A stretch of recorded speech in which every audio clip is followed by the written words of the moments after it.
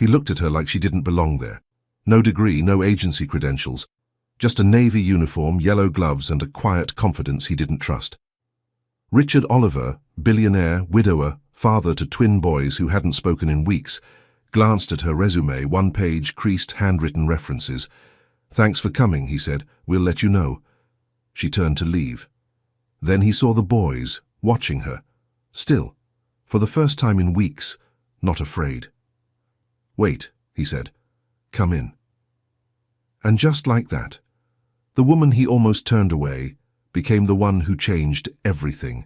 Boston, Beacon Hill, the kind of winter morning that presses silence into the air. Florence Martin stepped off the city bus with no suitcase, no driver waiting, just a folded reference letter and a worn leather journal tucked under one arm.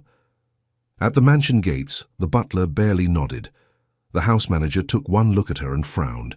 Inside, it was colder than the air outside. Not just quiet, but heavy, the kind of stillness that follows loss. Portraits of a smiling family lined the halls, but the smiles had long faded from this house. Richard didn't look at her twice. His office smelled like burnt coffee and deadlines. "You're the applicant?" She nodded. He scanned her resume. Paused. Behind him, from the top of the stairs, two small faces, Boris and Brian, 5 years old, watching through the banister. Eyes too tired for their age. Richard muttered the words he'd said 9 times before. "We'll let you know." Florence turned to leave, but the boys didn't. They just looked at her, not blinking, not afraid. And that's when something shifted. Richard saw it, felt it, and for the first time in months, he hesitated. "Wait," he said. "Come in." Florence didn't smile, didn't thank him. She just nodded and stepped into a house that had forgotten what warmth felt like. That night she didn't unpack much. No framed photos, no perfumes, just a storybook and a single candle. She sat on the floor of the guest room, reading aloud to no one, until the boys wandered in, barefoot, wordless. They didn't sit beside her, but they didn't leave. By bedtime, they were asleep. No tears, no resistance, just rest. Richard passed the open door and stopped. Both sons, silent, still, safe. And the woman beside them, the one he nearly sent away. She hadn't done anything extraordinary. She'd simply been there, present, unshaken, listening to the quiet like it meant something. And for the first time in 91 days, the house exhaled. Click subscribe, like this video, and tell us where in the world you're watching from. I hope this story reminds you that sometimes the person we almost overlook is the one who sees what no one else can. The front door closed behind her with a sound too soft for a house this large. Florence stood in the marble foyer, coat still buttoned, gloves still on, not moving. Not yet. The silence wasn't empty. It was thick. A waiting kind of silence. A voice broke it. "We've had 9 before you," said Greta, the house manager. Her heels echoed across the tile like punctuation marks. "Don't try to impress. Just don't make it worse." Florence nodded once, neither defensive nor eager. Greta handed her a paper with tight, typewritten rules, curfews, mealtimes, forbidden rooms. She pointed toward the West Wing. "That's where the staff stays. The children don't like being touched or spoken to unless they speak first." Florence took the paper, but didn't glance at it. The boys were watching again, still peeking through the staircase rails, not hiding, not coming closer. Florence didn't wave. Instead, she stepped out of her shoes at the edge of the carpet, quietly, as if not to disturb something sacred. Then she crossed to the kitchen, gloves still on, and began slicing apples. Slow, deliberate, no rush. Each slice fanned onto a plate like she was offering something more than fruit, like she was building trust out of skin and seeds.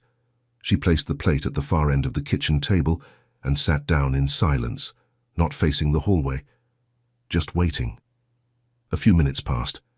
Then 2 small feet appeared in the doorway. Pajamas, no socks. A stuffed rabbit clutched under one arm. Brian stepped inside. No words, just stillness. He glanced at the apple slices, then at Florence. She didn't speak, didn't smile wide.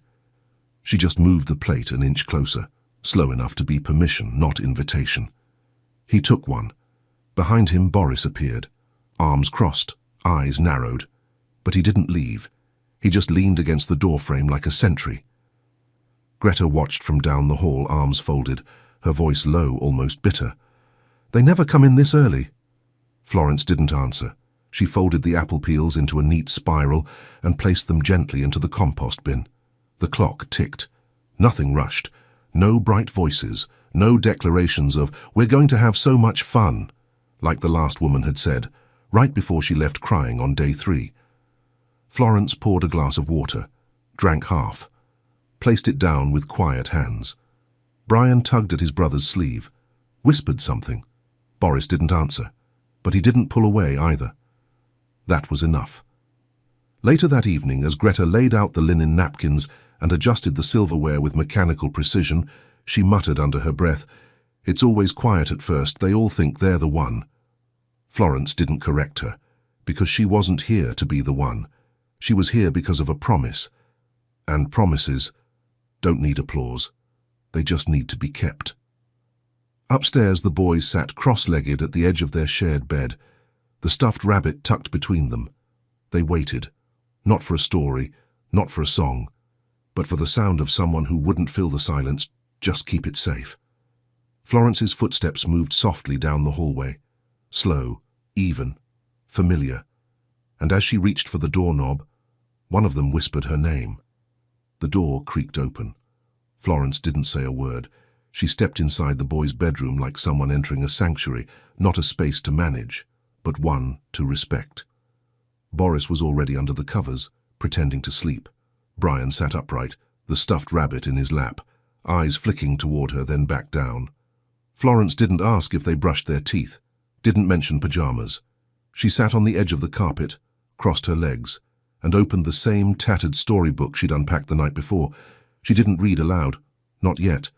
She waited, gave the room time to breathe. Then, slowly, she began. Soft voice, steady rhythm, not at them, not for them, just into the room. Halfway through the first page, Brian slid down from the bed and padded across the floor to sit beside her. Close, but not touching. When she turned the page, he leaned in, just slightly, enough to see the next illustration. Still, no words. But something deeper than words was happening. Florence rose before the sun. The next morning, she was already in the kitchen when Greta came in. No music, no chatter, just the quiet click of a knife slicing through apples. Florence peeled each one slowly, letting the spirals fall into a ceramic bowl like silk ribbons. Then she reached for a second plate, sliced them thinner this time, delicate half-moons, arranged like a fan. Greta watched from the doorway. "You really think slicing fruit is going to fix what 9 trained nannies couldn't?" Florence didn't look up. "Kids notice what no one teaches them to." Greta raised an eyebrow. "Meaning?" Florence placed the fan of apples on the boy's plate. "Meaning how you do something, tells them how you feel about them." Greta didn't reply, but she didn't leave either. The twins entered the kitchen in silence. No words, no eye contact. But they came. Together. Brian reached for an apple slice. Boris didn't touch his, but he sat. That was new. Florence didn't break the moment with questions or praise. She just moved to the sink, rinsed her hands, dried them slowly, and returned to her seat. No commands, no coaxing, only presence. Across the room, Greta folded a towel harder than necessary. "They're testing you. Don't mistake silence for progress." Florence turned slightly, eyes calm. "Silence is progress." She said it without ego, without challenge. As if she knew something Greta didn't. Later that day, Florence found a crumpled drawing tucked behind the toaster, thick crayon lines, 2 small figures beneath a giant sun with no face. She smoothed it out with care, then folded it once, just once, and slid it into her pocket like it was something sacred. She didn't ask who drew it, didn't mention it at dinner, Didn't show it off. Some things don't need spotlight. Only safekeeping. That night after lights out, she passed by the boys' room. The door was cracked, just enough. Inside she heard breathing, even, gentle. Then, a whisper, not to her, to each other. Just one word, shared between brothers in the dark. Florence didn't step in, didn't interrupt. She kept walking, hands in her pockets, fingers curled softly around the folded paper. Because silence had rules. And tonight, the boys had just rewritten one of them. The storm came in soft, not thunder, just wind, brushing against the windows like a memory trying to get in. It was just after midnight when Florence heard the hallway floor creak. Bare feet, small steps. She didn't turn on the light, didn't call out. She waited. Brian appeared first, clutching the stuffed rabbit by its ear, pajama shirt twisted from sleep. Behind him, Boris, silent, but not afraid. They weren't going to the bathroom. They were standing in front of a closed door. The master bedroom, the one Richard had kept locked since the funeral. Florence stepped out of her room, slow and soft. She crouched beside them. "Do you want me to open it?" Neither boy answered, but Brian nodded, barely. Florence didn't reach for the knob. She waited. Brian pressed his forehead against the wood, whispered something she couldn't make out. Then he looked up, so she opened the door. The room hadn't changed. The bed was still made the same way Amanda left it, a scarf still draped over the mirror. Her perfume, untouched on the dresser, faint but present, like a ghost still deciding whether to leave. Brian crossed the threshold first. No rush, no words. They sat on the edge of the bed, small, still, as if listening for something only they could hear. Florence stood at the door, waiting. Then she stepped inside, only because Brian reached for her hand. She didn't turn on the overhead light, just the lamp beside the bed. It cast a warm glow over the pillows. The shadows softened. Brian leaned into her shoulder. Boris curled at the foot of the bed. Florence sat between them, still in her uniform, her hands folded in her lap. They didn't cry. They just breathed. Together. Like the silence had finally given them permission. She didn't mean to fall asleep. But when she opened her eyes, morning light was leaking through the curtains. Brian was in her lap. Boris beside her. Both boys fast asleep. She stayed still, not wanting to wake them. The bedroom door creaked. Florence turned. Richard stood there, frozen. No words, no anger, just a man staring at something he hadn't allowed himself to see in months. His sons, sleeping. In the bed he couldn't face. With a woman he nearly turned away. His mouth opened, but nothing came out. His eyes landed on the scarf hanging from the mirror. Amanda's. Still there. Florence didn't speak. She just held Brian a little closer, hand resting gently on his back. Richard stepped forward, one pace, then another, and stopped. His breath caught in his chest, and for the first time in 16 months, he wept. Not loud, not broken, just the quiet kind of crying that happens when the dam cracks and lets light back in. Florence didn't look at him. She stayed where she was, still, present, steady, because that bed wasn't just where grief lived, it was where healing had finally dared to sit down. That afternoon, the house was quieter than usual, not heavy, not hollow, just softer. Florence stood in the boys' room with a book in her hand, one she hadn't seen before. It wasn't part of the usual shelf. Its spine was faded, cloth-bound, with a pressed flower tucked between the pages. She didn't ask where it came from, but she knew who it belonged to. Amanda's name was written inside the cover, a looping, delicate signature. Florence sat on the floor, cross-legged, the book resting in her lap. She didn't call the boys in, didn't announce story time. She just opened the book and began to read. Her voice was quiet, not for dramatic effect, not for attention, just gentle. The words moved like music, slow and warm, not rushed, the kind of rhythm that rocks a thought to sleep. Boris appeared first, leaning against the doorframe. Brian followed, carrying the stuffed rabbit by one ear. Neither came close, not at first. But they listened. Florence turned a page, kept going. By the second chapter, Brian was at her side. By the third, Boris sat at her other. Still no words, just eyes tracking the story, fingers brushing the edge of a page like it might slip away. And then, a sound, a real one. Brian laughed, not loud, not forced, just a soft, startled breath that tumbled into a giggle when the story's character, a clumsy raccoon, fell into a barrel of honey. Florence didn't react. She didn't praise it, didn't freeze the moment with a smile too big. She just turned the page. Let the laughter sit there untouched. A few seconds later, Boris spoke. One word. Again. Florence looked at him, not surprised, just ready. So she turned back to the beginning. Greta passed the hallway just as the boys settled in again. She paused, just outside the door. She didn't step in, but her posture changed, not rigid, not cold, just unsure. Her eyes landed on the book in Florence's lap, the one Amanda used to read before bed, the one she'd packed away in a chest 2 weeks after the accident. "How did you—" she started to ask. Florence looked up. Calm. "It was in the linen closet, beneath the towels." Greta blinked. Amanda had folded it away herself. That book wasn't meant to be found. Not yet. Later that night, after the boys had fallen asleep, Florence placed the book on the bedside table.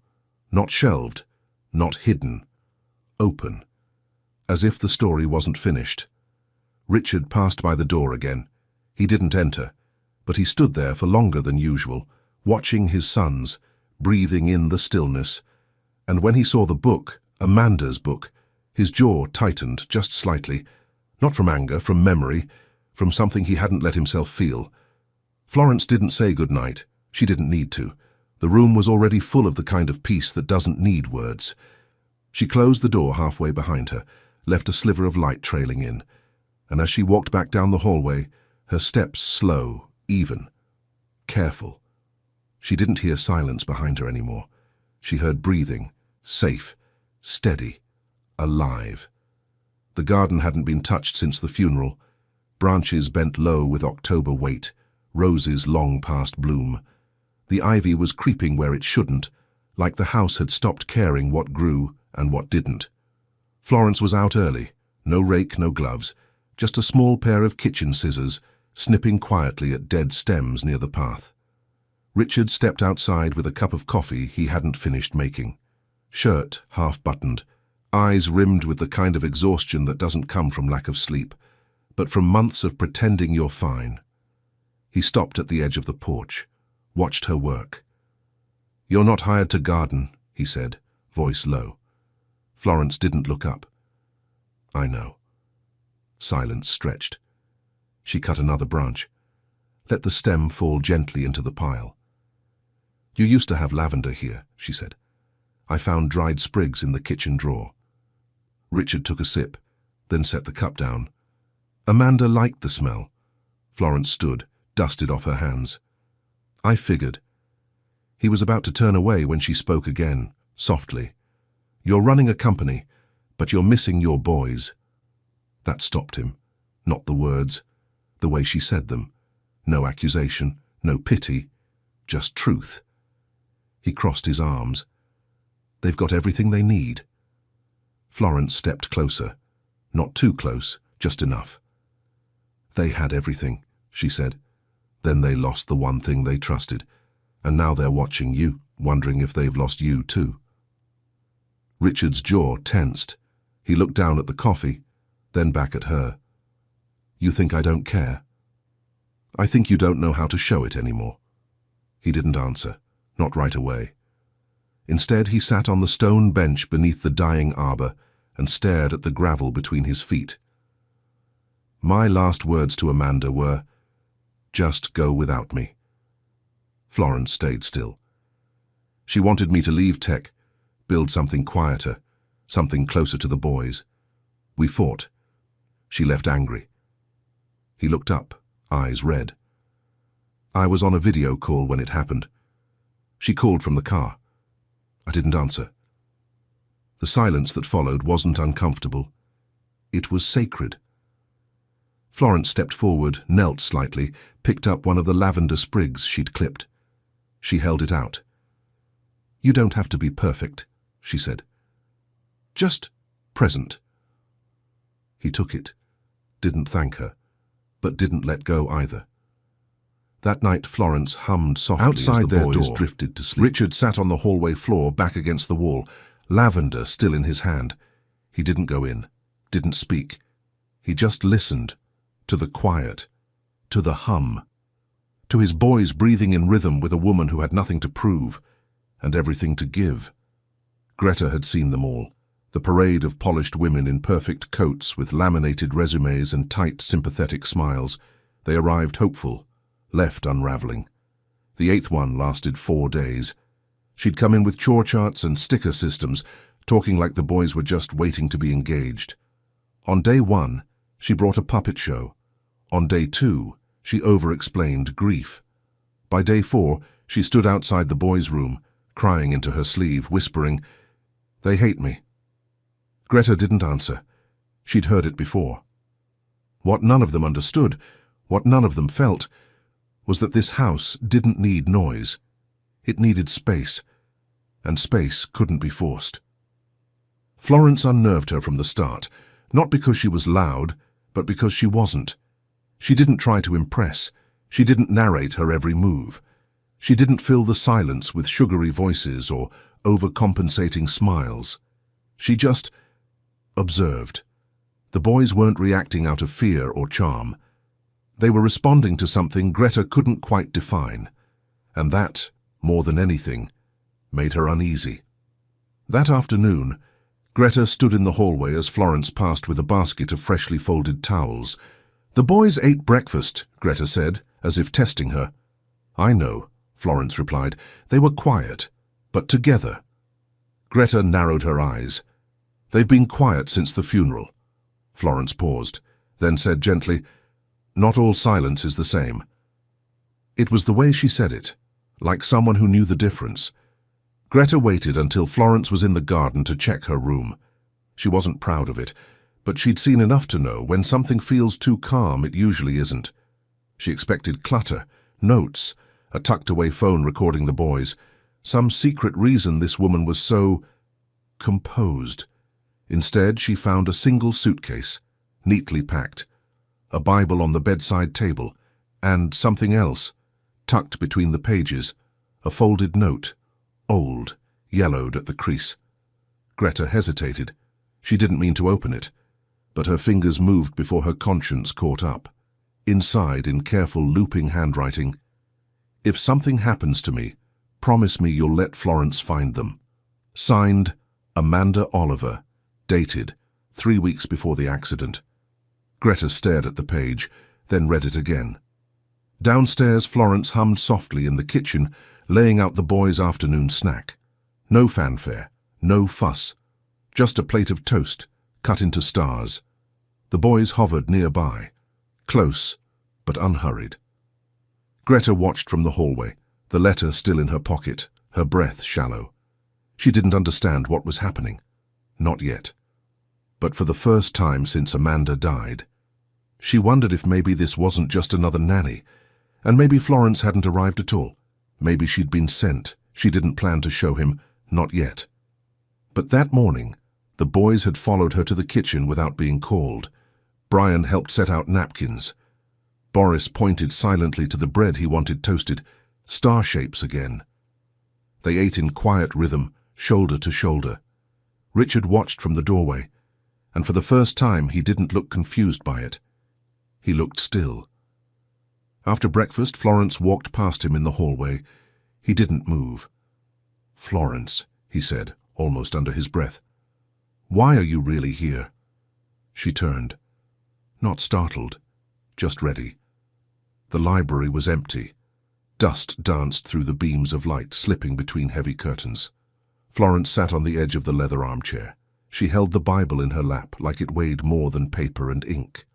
"I met Amanda once," she said. Richard remained standing. It was at a grief retreat, she continued. My aunt ran it. Amanda came alone. She didn't speak much, but we talked.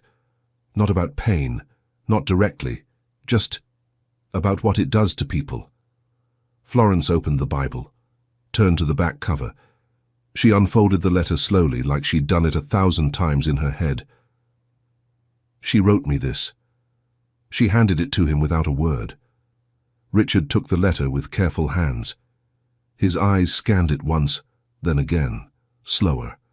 Her handwriting, her voice on the page. If something happens to me, promise me you'll find my boys. Signed. Dated. 3 weeks before she died. He looked up. You applied for the job because of this? No, Florence said. I didn't apply. I waited. His brow furrowed. I waited until I felt the door would open, she said. Until I wasn't coming in as a stranger, but as someone the boys would already recognize. You could have told me. You weren't ready. He sat down, hard, like something inside him had given out, or finally let go. Why her? He asked. Why would she ask you? Florence placed the Bible gently on the table. I don't know. Maybe she saw something familiar. Maybe she saw what I'd come from. She paused. I was raised by people who understood grief better than most. My aunt took in kids who had nowhere else to land. Quiet was something we learned to listen to. She folded her hands in her lap. I never came here for a job, Richard. I came because she asked me to. He didn't speak. Not for a long moment. Then, his voice low. I don't know how to forgive myself. Florence met his eyes. I'm not here to fix that. I'm just here. So they don't grow up thinking they were too much to love. The letter rested between them. Soft. Steady. A piece of Amanda's voice still echoing through a house that had tried so hard to forget the sound of her. Richard leaned back in the chair, the letter pressed to his chest, and for the first time since she arrived, Florence stood up without waiting for permission, because she didn't need it, not anymore. The birthday came with no cake, no party hats, no balloons, just a Tuesday morning, early October. The boys had turned 6. Florence had marked the date in her journal but said nothing. She knew not all anniversaries wanted to be celebrated. Some just needed to be survived. Still that morning she found Boris and Brian at the kitchen table with a pile of crayons between them. No arguing, no hiding, just colouring. Focused, determined. She didn't ask what it was. She didn't peek, just poured their juice, toasted their bread, sat nearby, let them have the moment without making it a performance. Later that evening, Richard stepped into his bathroom. Same routine, same dim light, same silence. Then he froze. There, taped to the mirror where he shaved every morning, was a folded sheet of construction paper, crayon lines, bold, unapologetic, 4 stick figures drawn side by side, 2 small, 1 tall, and 1 with a bun and an apron. They were in a park, holding hands. Above them, written in crooked yellow letters, "We're not alone anymore." He stared at it, not for a second, but for what felt like years. His hand trembled slightly as he reached out, not to take it down, just to touch it, to see if it was real. Florence passed the open doorway, pausing when she saw him standing there. She didn't speak. He turned toward her, holding the paper in both hands. "She didn't draw for months," he whispered. "Neither of them." Florence gave the faintest nod. They didn't need to. Until now.